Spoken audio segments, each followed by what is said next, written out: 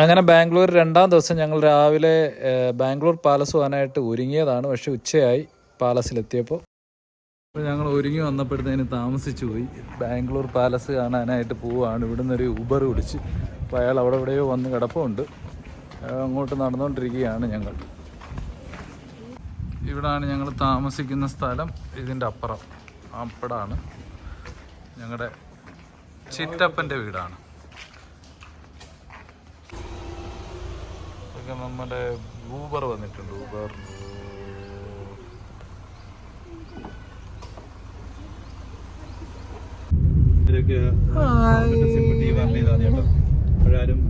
ഊബറിൽ കയറി പോകുന്നു. മൈസൂർ പാലസ്.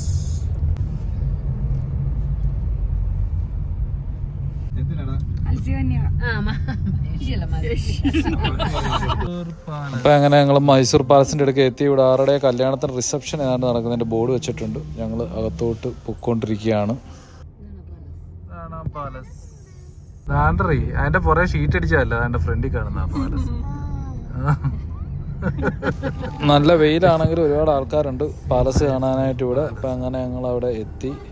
240 രൂപയാണ് ഇവിടെ പാലസിനകത്തോട്ട് കയറാനുള്ള ഫീസ്.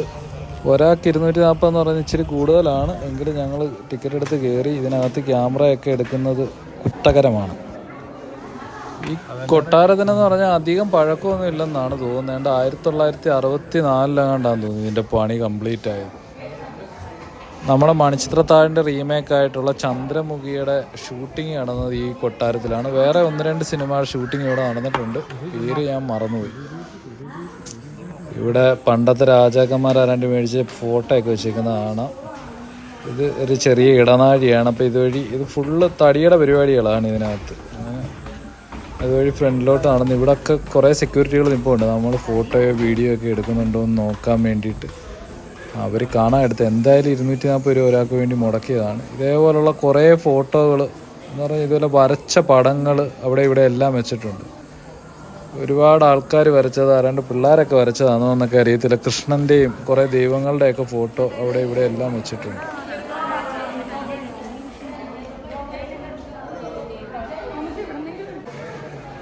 ഇതാണ് തിരുവിതാംകൂർ ഭരിച്ചിരുന്ന രാജാവ്. പേര് ശശി.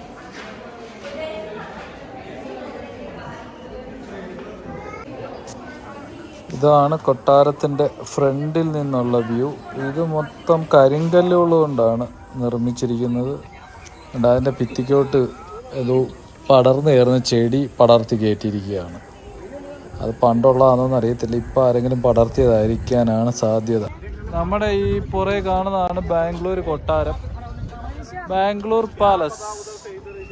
പക്ഷേ ഇതിനകത്ത് കയറുന്നതിന് ഒരാൾക്ക് 240 രൂപ. ഇതിനകത്ത് 240 രൂപ കൊടുത്ത് കാണാനൊരു തേങ്ങ ഇതിനകത്തില്ല. വെളിയിൽ വന്ന് നിന്ന് ഫോട്ടോ എടുത്തിട്ട് പോകുന്നതാണ് നല്ലത്. അതിൻ്റെ ഉള്ള കാര്യമുള്ളൂ. 240 രൂപയ്ക്ക് കാണാനൊന്നുമില്ല. പിള്ളേർക്കും വലിയവർക്കും എല്ലാം 240 രൂപയാണ് ഇതിനകത്ത് കയറാൻ. വെളിയിൽ നിന്ന് കാണാൻ നല്ല ഭംഗിയാണ്. പക്ഷെ അകത്ത് ഒന്നുമില്ല കാണാനായിട്ട്. പ്രത്യേകിച്ച് രാജാക്കന്മാർ കുറേ വേട്ടയാടിയ ഫോട്ടോയും അല്ലാതെ കുറേ കസേരയും അവരുടെ കുറേ കട്ടിലും പാത്രമൊക്കെ ഉള്ളൂ. രാജാവ് യുദ്ധത്തിന് പോയ ഒരു പീരങ്കി ഇവിടെ കിടപ്പുണ്ട്. ഇതിനകത്ത് ഉണ്ടോ നോക്കട്ടെ. അതിനകത്തൊരു ഉണ്ടയില്ല. ഈ പീരങ്കി കൊണ്ടുവന്ന് ഈ ഗ്രൗണ്ടിൽ കൊണ്ടുവച്ചിട്ട് അങ്ങോട്ട് പൊട്ടിച്ചുകൊണ്ടിരുന്നതാണ് രാജാവും കുടുംബവും കൂടെ. യുദ്ധത്തിനുള്ളതൊന്നും അല്ലെന്ന് തോന്നുന്നു. ഇവർക്ക് വൈകുന്നേരം വിഷുവിനൊക്കെ പൊട്ടിക്കുന്ന പീരങ്കിയാന്ന് തോന്നുന്നത്. ഞങ്ങൾ അവിടുന്ന് പാലസിൻ്റെ ഇടയ്ക്ക് ഒരു ഓട്ടോ വിളിച്ചിട്ട് കഴിക്കാനായിട്ട് ഇമ്പീരിയർ എന്ന് പറഞ്ഞൊരു ഹോട്ടലിൽ വന്നു. ഒരു മലയാളി ഹോട്ടൽ തിരക്കി പോയതാണ്.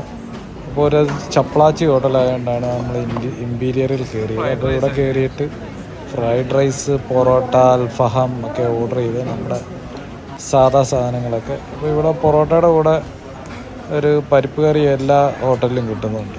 അത് കൂട്ടി നൈസായിട്ട് ഒരു പിടി പിടിച്ചുകൊണ്ടിരിക്കുകയാണ്. ഇപ്പോൾ ബിരിയാണി ഒരു മട്ടൻ ബിരിയാണി പറഞ്ഞിട്ടുണ്ട്. അത് വരാൻ വെയിറ്റ് ചെയ്യുകയാണ്. ഒരു ചില്ലി ചിക്കനും പറഞ്ഞിട്ടുണ്ട്. അപ്പോൾ എല്ലാവരും ചില്ലി ചിക്കനും ഈ പൊറോട്ടയുടെ കഴിച്ചുകൊണ്ടിരിക്കുകയാണ്. ഫ്രൈഡ് റൈസ് നല്ല ഫ്രൈഡ് റൈസ് ആയിരുന്നു. ചിക്കൻ ഫ്രൈഡ് റൈസ് കൊള്ളാമായിരുന്നു. പിന്നെ അത് കഴിഞ്ഞപ്പോഴത്തേന് നമ്മൾ ഓർഡർ ചെയ്ത മട്ടൻ ബിരിയാണി വന്നിട്ടുണ്ട്. മട്ടൻ ബിരിയാണി നല്ല ബിരിയാണിയാണ്, നല്ല ക്വാണ്ടിറ്റിയൊക്കെ ഉണ്ടായിരുന്നു. ഒറിജിനൽ മട്ടനാണോ പട്ടിയാണോ എന്നൊന്നും അറിയത്തില്ല.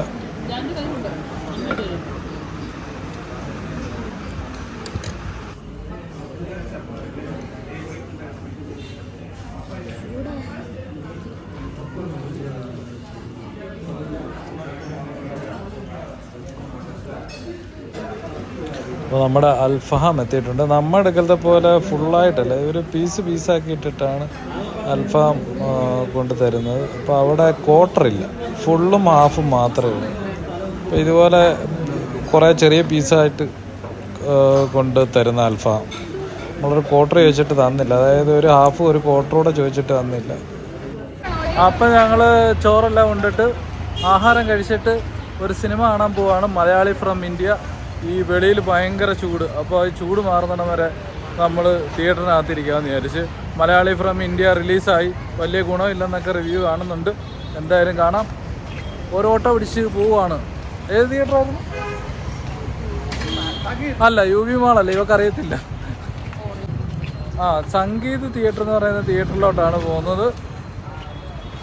അപ്പോൾ എല്ലാവരും നടന്ന് വരുവാണ്. ചോറുണ്ട് ദഹിക്കാൻ, ഉണ്ടാൽ ക്ഷീണം തെണ്ടിക്കുമെന്നാണല്ലോ.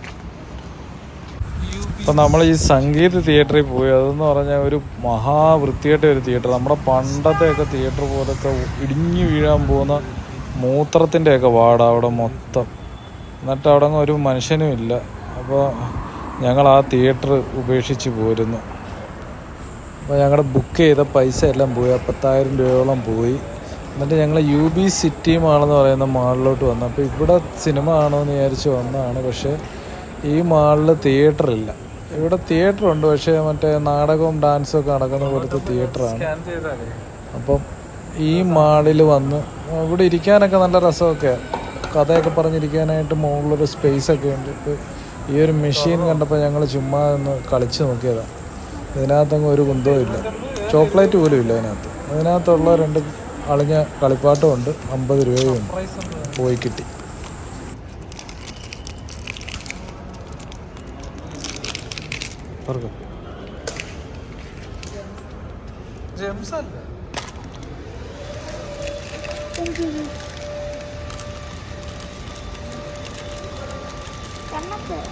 പിടിച്ച് 99 രൂപയ്ക്ക് ഊച്ചാട് സാധനമാണ്.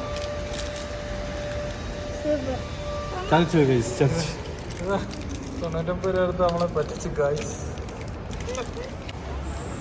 ഈ UB സിറ്റിയുടെ മുകളിൽ കയറുമ്പോൾ ഉള്ള വ്യൂ ആണിത്. നമ്മൾ ഈ മുകളിൽ കയറി വരണം. അപ്പോൾ അവിടെ നിന്നുള്ള വ്യൂ ആണിത്. ഇവിടെ കുറേ കടകളും കാര്യങ്ങളൊക്കെ ഉണ്ട്, ഷോപ്സ്, ഐസ്ക്രീം, കോഫി, പിന്നെ എന്തൊക്കെയോ അങ്ങനെയൊക്കെയുള്ള കുറേ സംഭവങ്ങളുണ്ട്.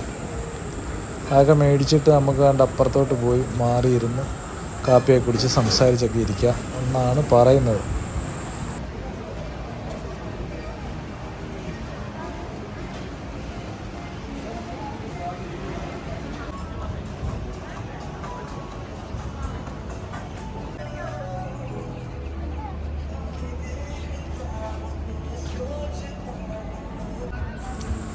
ഇവിടെ ആണ് മറ്റേ കലാപരിപാടികളൊക്കെ നടക്കുന്ന തിയേറ്റർ എന്ന് പറയുന്ന സംഭവം. അപ്പോൾ ഇവിടെ മുകളിലിരുന്ന് നമുക്ക് താഴെ ആയിട്ടുള്ള പരിപാടിയൊക്കെ കാണാം. നിരനിരയായിട്ടിരുന്ന് കാറ്റൊക്കെ കൊണ്ട് ഗേൾ ഫ്രണ്ട്സൊക്കെ ആയിട്ട് വരണം.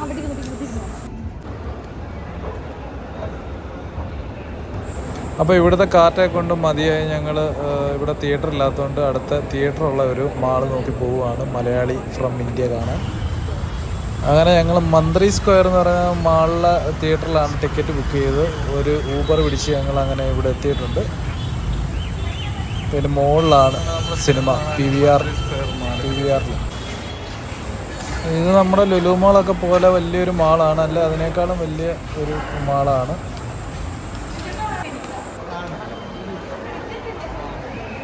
മാക്സ്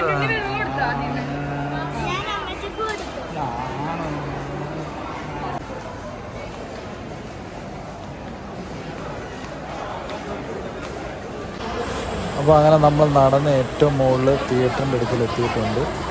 ഇവിടെ നമ്മൾ സിനിമ കാണാൻ കയറി പറഞ്ഞതിൽ ഒരു 15 മിനിറ്റോളം കഴിഞ്ഞിട്ടാണ് സിനിമ തുടങ്ങിയത്. തുടങ്ങിക്കഴിഞ്ഞിട്ടൊരു 20 മിനിറ്റോളം പരസ്യം ഇട്ട് അവന്മാർ വെറുപ്പിച്ച്. അങ്ങനെ ഈ വെറുപ്പിയിലെല്ലാം കഴിഞ്ഞ് സിനിമ തുടങ്ങിയപ്പോഴത്തേന് സിനിമ തുടങ്ങിക്കഴിഞ്ഞ് ഉറങ്ങിപ്പോയി. ഉറങ്ങിയെന്ന് പറഞ്ഞാൽ ഒരു 10-15 മിനിറ്റോളം ഉറങ്ങി. ആ സിനിമ അത്ര നല്ല സിനിമ അല്ലാത്തതുകൊണ്ടാണ് ഉറങ്ങിയത്. അപ്പോൾ അത് കഴിഞ്ഞ് ഞങ്ങൾ വീട്ടിൽ പോയി. അപ്പോൾ ഇനി അടുത്ത ദിവസത്തെ വീഡിയോ ആയിട്ട് വീണ്ടും വരാം. Bye bye.